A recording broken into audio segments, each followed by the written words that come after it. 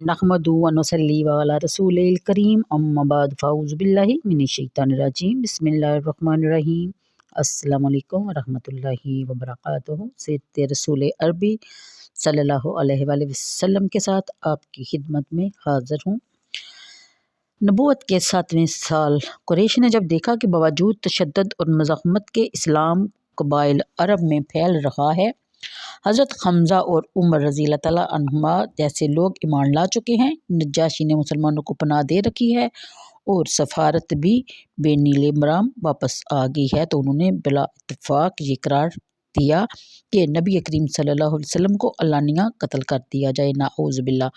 अबू तालिब को ये खबर पहुंची तो इसने बनी हाशिम और बनी मतलब को जमा करके कहा कि हज़रत मोहम्मद सल्लल्लाहु अलैहि वसल्लम को बग़र्ज़ हिफाजत अपने शब यानी दरा में ले चलो। चनाचा ऐसा ही किया गया। जब कुरैश को मालूम हुआ कि हाशिम और मतलब की औलाद ने सिवाय अबू लहब के बिला इम्तियाज़ हज़रत को इस तरह अपनी पनाह में ले लिया है, तो उन्होंने मकामी महसब में जो कि मक्का और मना के दरमियान है, आपस में यह आहिद किया कि हाशिम और मतलब की औलाद से मनाकहत और लेन देन सब मौकूफ़ कर दिया जाए, यहाँ के तक कि वो तंग आकर मोहम्मद सल्लल्लाहु अलैहि वसल्लम को खुद कत्ल करके आप हमारे हवाले कर दें, अस्तग़फिरुल्लाह, नाऊज़ु बिल्लाह।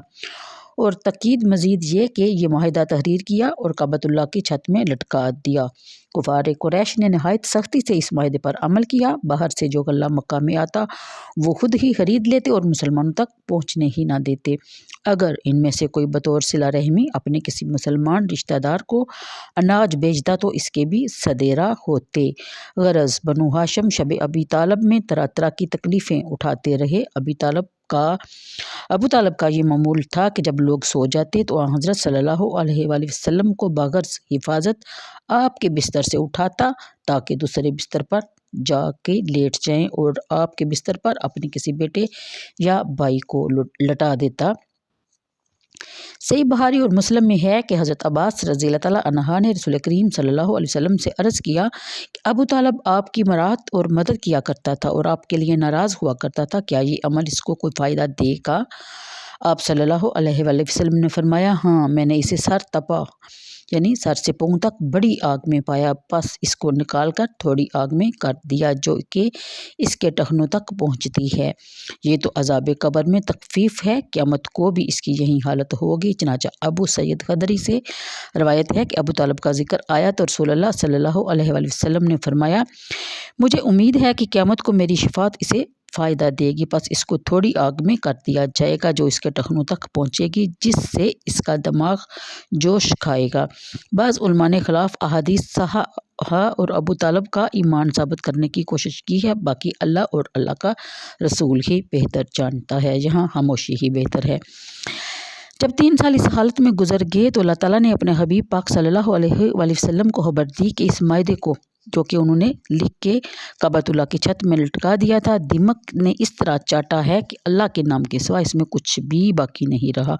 आपने यह खबर अबू तालिब को दी। इसने कुफार कुरैश को जाकर कहा, ए गुरु कुरैश, मेरे भतीजे ने मुझको इस तरह की खबर दी है, तुम अपना माहिदा लाओ। अगर ये खबर सही निकली तो तुम कता रहमी से बाज आओ और अगर गलत निकली तो मैं अपने भतीजे को खुद तुम्हारे हवाले कर दूंगा। वो इस पर राज़ी हो गए। जब माहिदा देखा गया तो वैसे ही पाया गया जैसा कि नबी करीम सल्लल्लाहु अलैहि वसल्लम ने खबर दी थी। इस वक्त 5 अशखास हिशाम बिन उमर, ज़ुबैर बिन अबी उमिया मखरूमी, मतम बिन अदी, अबुल बख्तरी, ज़मा बिन अल असवद कुछ किलो काल के बाद इस मायदे को चाक करने पर मुतफिक हो गया। आहरकार अबुल बख्तरी ने लेकर फाड़ डाला, बाकी सब बजाय रूबरा होने के मज़ीद इज़ा के दर पे हो गए। सन 10 में यानी कि नबूवत के 10वें साल इस साल माह रमज़ान में अबू तालिब ने वफ़ात पाई और उसके 3 रोज़ बाद हज़रत खदीजतुल कुबरा रज़ी अल्लाह तआला अन्हा भी इंतकाल फरमा गई। अब कुफार कुरैश रसूलुल्लाह सल्लल्लाहु अलैहि वसल्लम को इज़हार सानी पर और दलेर हो गए। एक रोज़ एक नाबकार ने राह में आपके सर मुबारक पर खाक डाल दी। आप इस हालत में घर तशरीफ़ ले गए। आपकी साहबजादी ने देखा तो पानी लेकर सर मुबारक को धोने लगी और रोती जा रही थी। आपने फरमाया, जाने पिदर, अल्लाह ताला तेरे बाप को बचा लेगा, इस साल को अमल खज़न भी کہا جاتا ہے۔ حضرت صلی اللہ علیہ وسلم نے تنگ آ کر اس خیال سے کہ اگر ثقیف ایمان لے آئے تو قریش کے برخلاف میری مدد کریں گے، طائف کا قصد کیا۔ زید بن حارثہ آپ کے ساتھ تھے۔ آپ نے وہاں پہنچ کر اشراف ثقیف یعنی عبد یالیل اور اس کے بھائی مسعود حبیب کو دعوت اسلام دی، مگر انہوں نے آپ کی دعوت کا بری طرح جواب دیا۔ ایک بولا، اگر تجھے خدا نے پیغمبر بنایا ہے تو وہ کعبہ کا پردہ چاک کر رہا ہے۔ دوسرے نے کہا، کیا خدا کو پیغمبری کے لیے تیرے سوا کوئی اور نہیں ملا؟ تیسرے نے کہا، میں ہرگز تجھ سے کلام نہیں کر سکتا۔ اگر تو پیغمبری کے دعوے میں سچا ہے تو تجھ سے گفتگو کرنا خلاف ادب ہے، اور اگر تو جھوٹا ہے تو قابل خطاب نہیں۔ جب آپ مایوس ہو کر واپس ہوئے تو انہوں نے کمینے لوگوں اور غلاموں کو آپ پر ابھارا جو آپ کو گالیاں دیتے اور تالیاں بجاتے تھے۔ اتنے میں لوگ جمع ہو گئے، آپ کے رستہ میں دو رویہ صف باندھ کر کھڑے ہو گئے۔ جب آپ درمیان سے گزرے تو قدم اٹھاتے وقت آپ کے پاؤں پر پتھر برسانے لگے، استغفر اللہ، یہاں تک کہ نالین مبارک خون سے بھر گئے، وہ نالین مبارک جو آج ہم اپنی آنکھوں پہ اپنے سر پہ رکھتے ہیں۔ جب آپ کو پتھروں کا صدمہ پہنچتا تو بیٹھ جاتے، مگر وہ بازو تھام کر کھڑا کر دیتے۔ جب پھر چلنے لگتے تو پتھر برساتے اور ساتھ ساتھ ہنستے جاتے۔ اس طرح انہوں نے عتبہ اور شیبہ پسران ربیہ کے باغ تک آپ کا تعاقب کیا۔ آپ نے باغ میں ایک انگور کی شاخ کے سایہ میں پناہ لی۔ عتبہ اور شیبہ اگرچہ آپ کے سخت دشمن تھے، مگر آپ کی اس حالت پر ان کو بھی رحم آ گیا۔